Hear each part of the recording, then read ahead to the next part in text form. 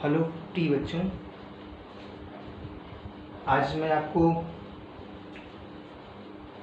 English subject में grammar, कल हमने आपको बताया था अल्फ़ाबेट किस प्रकार से लिखे जाएंगे, किस प्रकार से किसी का नाम लिखा जाएगा। कुछ हमने वर्क दिया था और वो वर्क रोजाना आप लोग करेंगे, जिसको हम जैसे ही आपका विद्यालय ओपन होगा खुलेगा आपकी कॉपी चेक की जाएगी। इसीलिए रोजाना जो भी कार्य दिया जाता है उसको आप लिखिए। आज हम आपको बताएंगे व्याकरण किसे कहते हैं, यानी ग्रामर किसे कहते हैं। What is grammar, what is grammar यानी ग्रामर, व्याकरण क्या है। तो यहाँ पर देखेंगे हमने डिफिनेशन लिख दी है कि व्याकरण वह कला है, एक प्रकार की जो व्याकरण होती है एक प्रकार की कला होती है, जो किसी भाषा को, कोई भी भाषा है उसमें व्याकरण का आना अनिवार्य है। किसी भी भाषा को हमें सही सही बोलना व लिखना सिखाती है।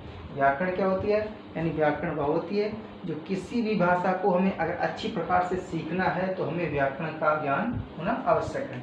तो इसी प्रकार से परिभाषा भी हो जाएगी कि व्याकरण वह कला है जो किसी भाषा को हमें सही सही बोलना व लिखना सिखाती है। डिफिनेशन इंग्लिश में कैसे लिखेंगे, grammar is an art. Grammar क्या है, इज एन आर्ट, यानी ग्रामर क्या है, ग्रामर यानी व्याकरण वह कला है, ग्रामर इज एन आर्ट, ये आर्ट है।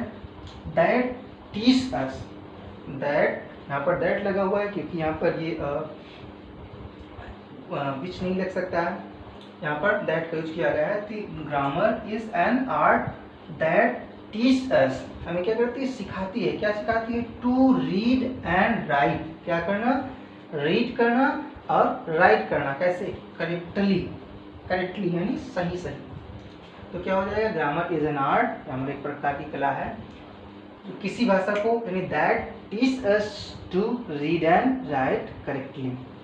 तो ये डिफिनेशन हो गई व्याकरण की, और व्याकरण की डिफिनेशन आपको अच्छी तरीके से याद कर लेनी है क्योंकि इसमें से जो भी हम पढ़ा रहे हैं वो आपके एग्जाम में आएगा। तो ये हो गया ग्रामर किसे कहते हैं। दूसरा क्वेश्चन पूछा गया, what is the definition of word, यानी शब्द की परिभाषा क्या है, शब्द किसे कहते हैं।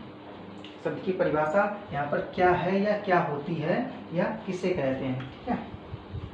तो अ ग्रुप ऑफ लेटर्स, एक ग्रुप जो होता है लेटर्स, यानी क्या, a group of letters which has a meaning is called a word.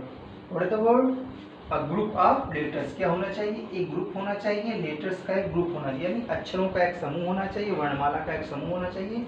Which has a meaning is called a word, जिसका एक मीनिंग हो, यानी कहने वर्णमाला का वह समूह जो पूर्ण यानी पूरा अर्थ प्रकट करता हो उसे हम शब्द कहते हैं, यानी शब्द कहलाता हो।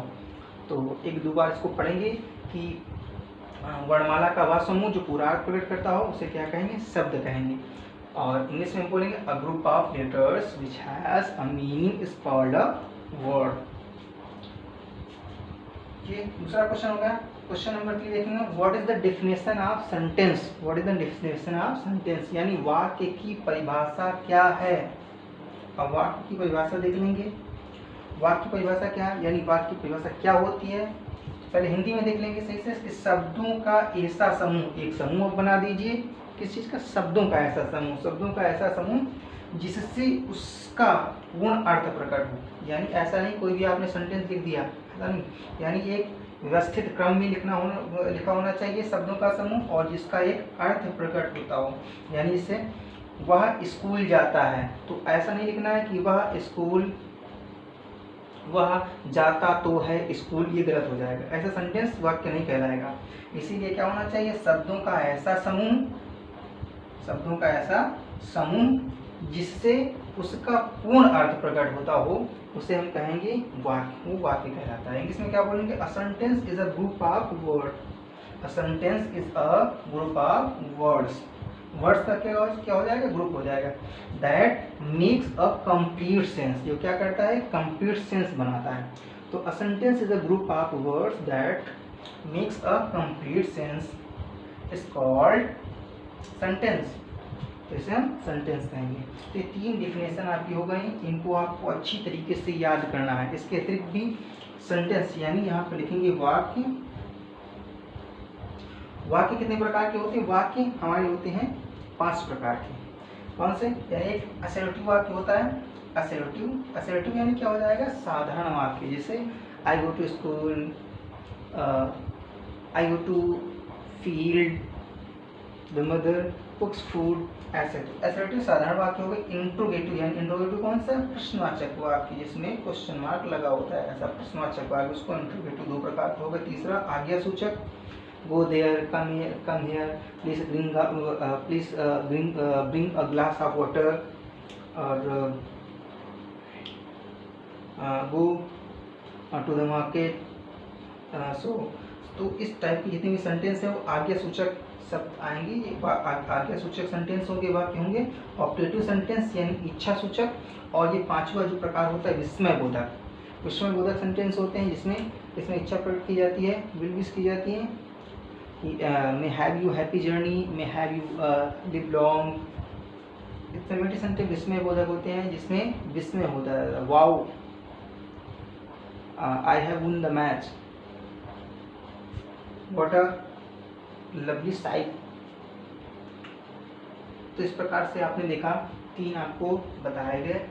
पहले व्हाट इज द ग्रामर, और what is the definition of word, and what is the definition of sentence, और इसके प्रकार बताए गए हैं। तो इन सभी को क्या करना है? आपको याद करना है, यानी आपको ये सभी लर्न करना है, याद करना है, इसको याद कर लेना है।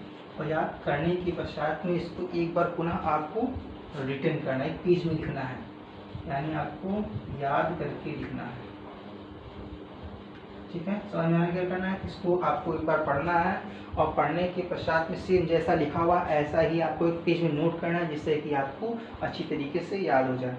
तो आज बस इतना ही, और ये वर्क आप नोट करके पेज में भेजेंगे, जिससे कि हमको पता लगे आप लोग वर्क कर रहे हैं, और जब स्कूल ओपन होगा तो ये वर्क देखा जाएगा। धन्यवाद।